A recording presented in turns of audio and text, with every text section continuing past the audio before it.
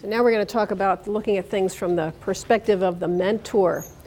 So will you be my mentor? What kind of emotional reaction does that stir in all of us, right? How many are experiencing fear at this point? Fear and anxiety, right? I actually tell my junior faculty not to use the term mentor, okay? I think it's different when you have a mentoring program because it then becomes the language of expectation. We have a mentoring program, I'm going to be mentored, I'm going to mentor, and it becomes sort of the language that becomes common use.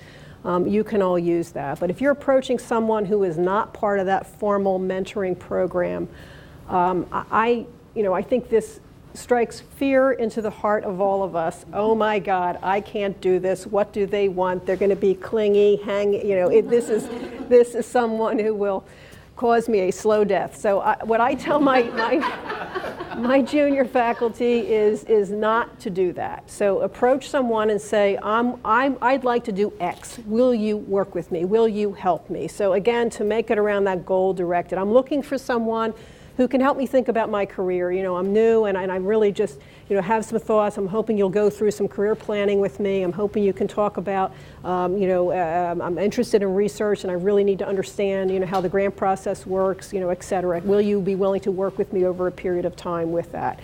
I think it is goal-oriented. The mentor understands what the expectation is. It's sort of time limited by nature. It's easier to exit when it's not working out.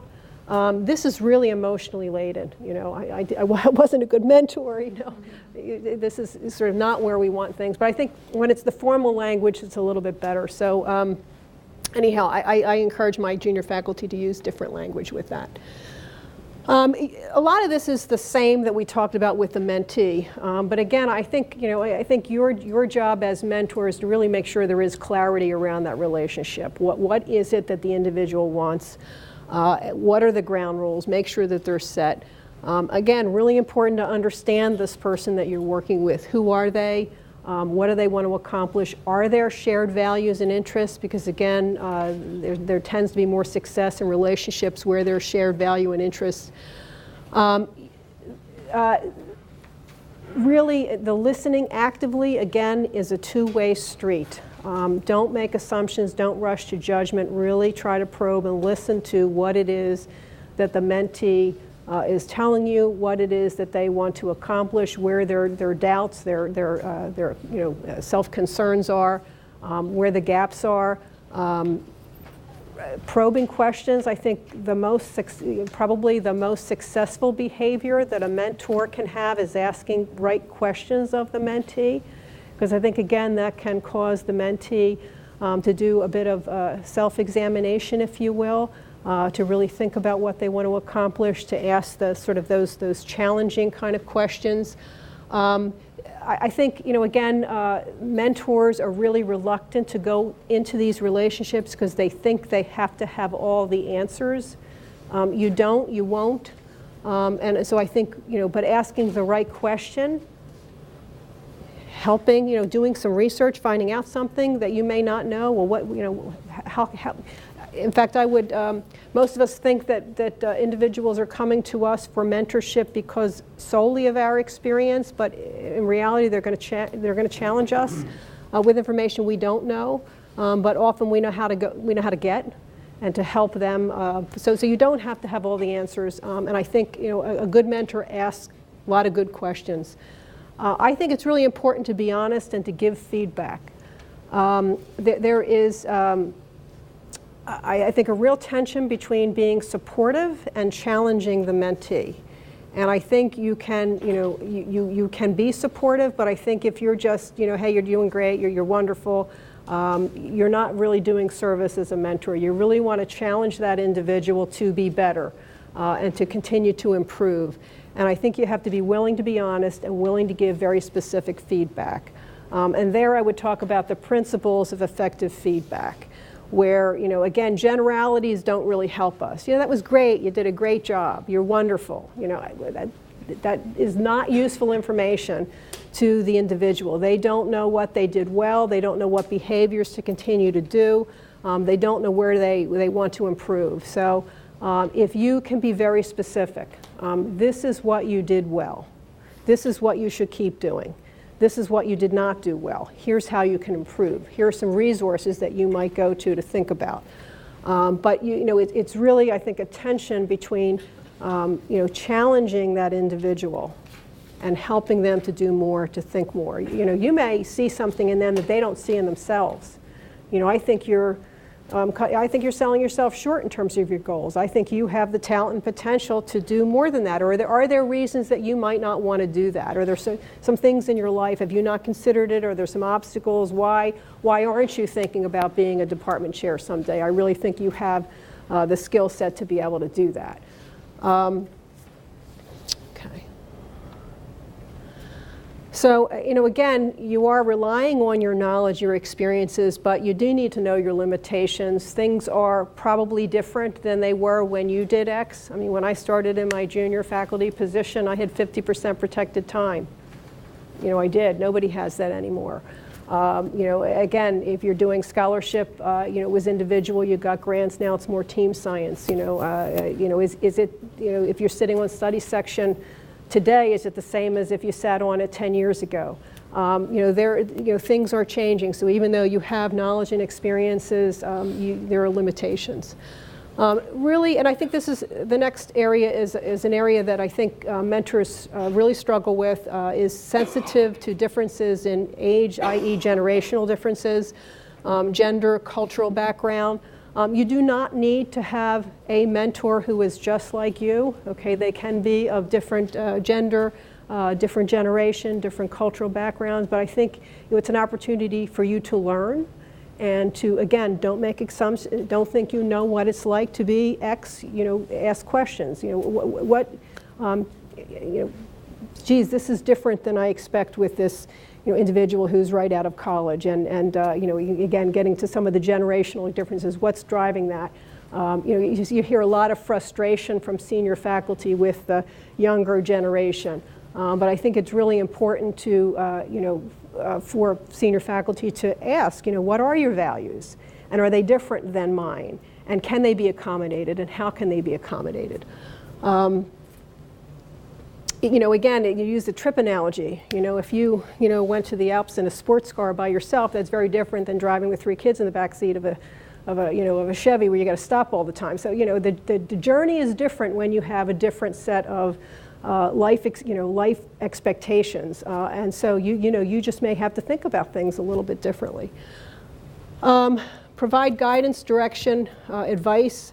Provide opportunity if you can. This is really what, again, a real gift if you can provide opportunity for some folks. It's the one thing that you may be able to do that nobody else can do, is open a door for someone.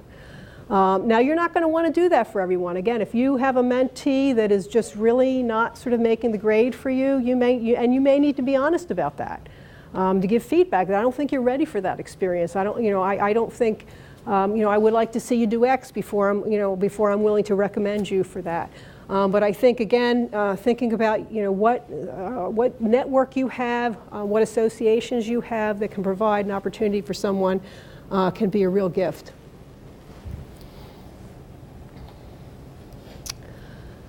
Okay, some real practical advice in terms of the kinds of things that mentors can and should offer that I think are really valuable. How and when to say no. Okay, really important. And again, around that, goal set. What is it what I want to achieve, and what are the activities and opportunities that are going to help me to achieve that, and what is a distraction? Okay.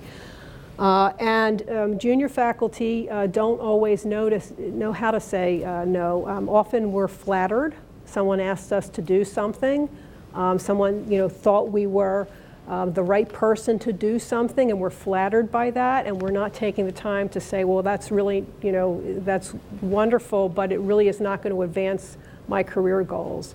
So helping, and I think, again, most of us are just acculturated to say yes to everything that we're asked to do, and we really need some help in when and how and who to say no. I mean, if your chair asks you to do something, you're probably not in a position to say no.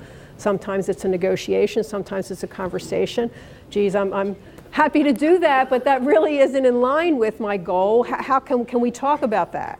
But you may have to say yes. So again, helping the individual to do that.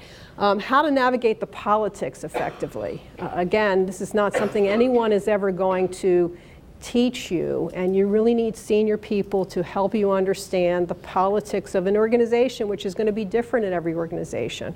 You know, can I knock on somebody's door directly? You know, how do I do this? Who do I need to watch out for? That kind of thing. How to effectively self-promote.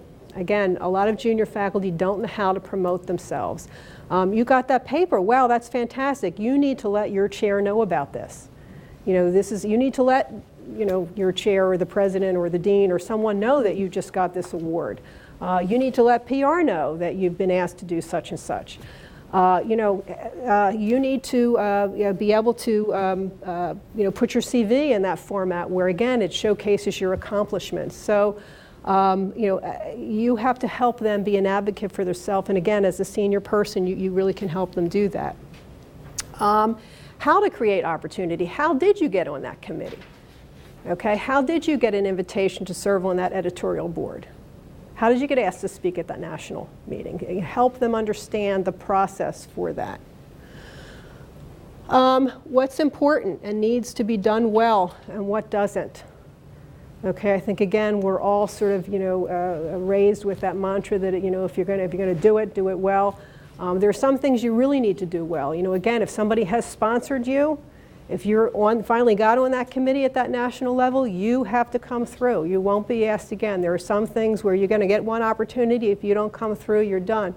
What do they need to focus on, and what just isn't that important? Okay, and again, that time management, that career senior mentor, you can really help them make those kinds of decisions, because they really, they're thinking that everything they have to do everything, they have to do everything well. They're not very good at making choices often. How, when, and to whom to delegate. Okay, I think this can be a particular issue for women. We're used to doing everything ourselves. It's very difficult to delegate to others. And so we're going to, that issue of who's appropriate to do what, people may need some help with.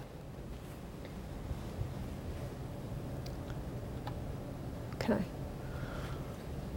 All right. I think the other just point I want to make before we move on to the second part of the role play scenario is, again, for the mentor, the issue of support versus challenge.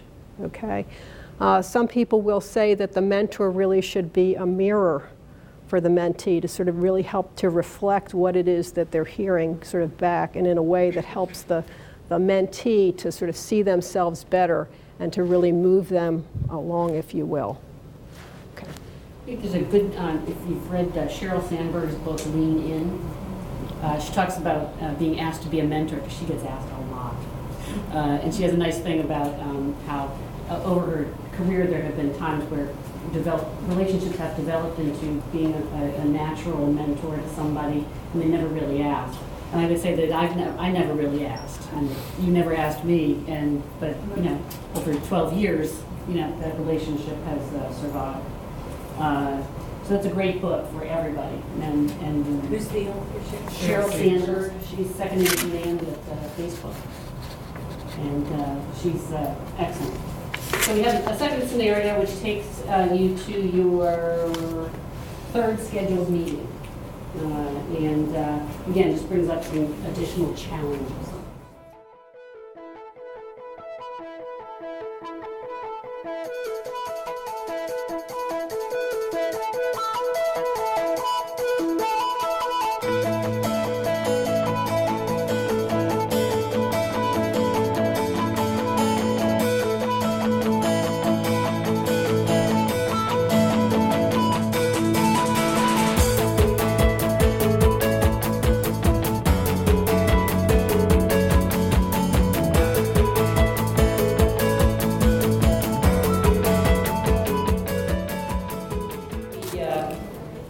Came up with these scenarios to try and obviously spur some, challenges and to get people to think about how to handle these things.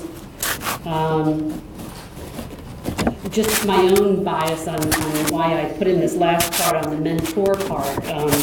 About a few months ago, the Department Budget Crunch developed, and all division chiefs are being asked to submit. Because I think that one of the things we sometimes underestimate is the challenges our superiors have. Somebody does something, what we might consider really well, and it looks effortless. It's not effortless. It's a bit of wisdom I try and give people, that wherever you are in your career, always remember that one of your jobs is to make the person who is your supervisor make their job easier, because their job isn't easy. And remember that they also answer to somebody else. So I put that last part in this scenario about that because, one of the things was the person felt that maybe sometimes this other person seemed too busy. Well, there's real challenges that people have to deal with. And if you're honest and you talk about those and say, I have this big crunch coming up about this budget that I have to, there's a strategy thing, and I'll be done with it in 6 weeks, and I may be able to be more engaged then. I think if you can honestly have those kinds of discussions, it helps. But always remember that your supervisor or boss, they have one too. I think it's a good career thing to remember. Other comments or challenges that you saw here that spurred you to think or talk about something?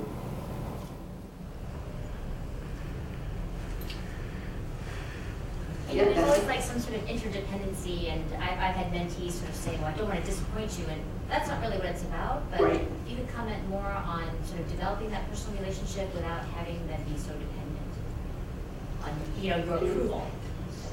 Yeah, it's just sort of like having, my patients. They won't come for months because they don't want to disappoint you because they didn't stop smoking or lose 10 pounds or whatever. And I think, so for me, that's part of the ground rules. At the beginning of that is, how do we handle if you think you're disappointing me, or what are the ground rules? Again, if our ground rule is you're going to come with the assignments or you're going to do things, then that makes it more difficult to have that conversation.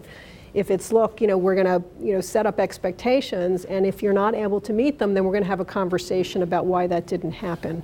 And this isn't about me. This is not, this is about you. So you're disappointing me isn't it's not why we're here. Let's talk about that. Maybe it's not right for you. Maybe again, it's we're not estimating, how much time you have. Maybe, you've got some unconscious sort of, thing that's going on that's preventing you from kind of getting this done. But let's think about, let's explore why that didn't happen. So I think that's a great conversation starter, is to get at, well, why do you feel the need to please me? Because that's not why we're here. This is, it's a relationship that is about you.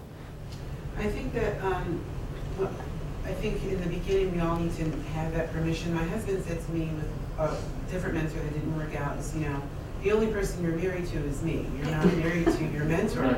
So I think that and he's not a physician, but he's just very smart in the way that he thinks about things, and so he said, a lot about that, and I think we all have to give our mentees permission to see other people if it's not working out, and then we have to ask for that permission in the beginning to see it's not monogamous. Exactly, we have to ask for that permission in the beginning. If this doesn't work out for you, but you know someone else who may be a better fit for me, please feel free to let me know that and transition me to that person. I think that's important for both sides of it, to say we're allowed to see other people. It's okay. And if you're in a healthy relationship, again, to continue with this analogy, that's possible. I think the real difficulty is going to be sometimes people are going to get really toxic relationships, and that can be very problematic. And I think the toxic relationships, you want to have people identify as early as possible and exit as early as possible, because I think they get more dysfunctional and more difficult the longer they kind of go on.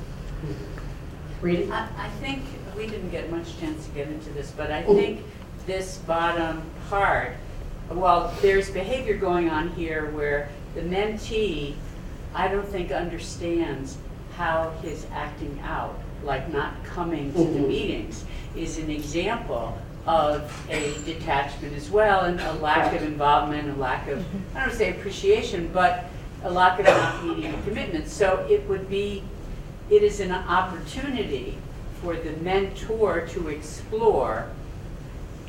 Tell me more about that, and how do you think that impacts? Because I think that's the kind of feedback and behavior that really doesn't always happen, and the mentor leaves being pissed off, and the mentee leaves feeling like the mentor isn't available to them when they made this big effort to show up. So I think that's the kind of example that if we as mentors are not willing to take head on, then the relationship is not going to be as fruitful, even if it's not about how to advance in academics. Right. It's those interpersonal dynamics that will shoot somebody in the foot.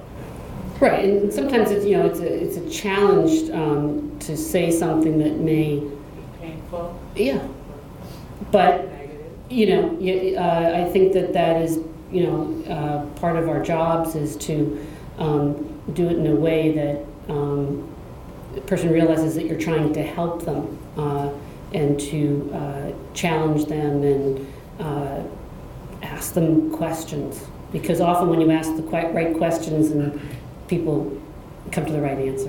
I also think that we don't necessarily get all the training in giving effective feedback. Correct, yeah. And so even, you could say this about, you really piss me off when you don't show up, or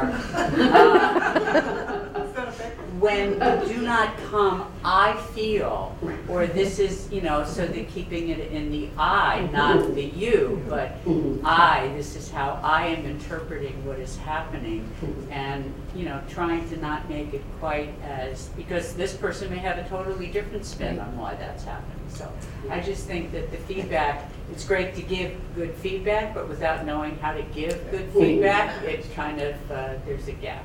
Right, and I think so. Again, as you evaluate your skill set as a mentor, you may see that as something that you want to work on, because I think it really is critical, and it is hard. I mean, I think very few of us get really good, effective feedback, so it is not being modeled for us.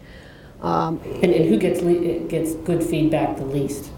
Probably, as I look around this room, a lot of the people in this room are high performers. Because your boss really wants you to keep doing what you're doing.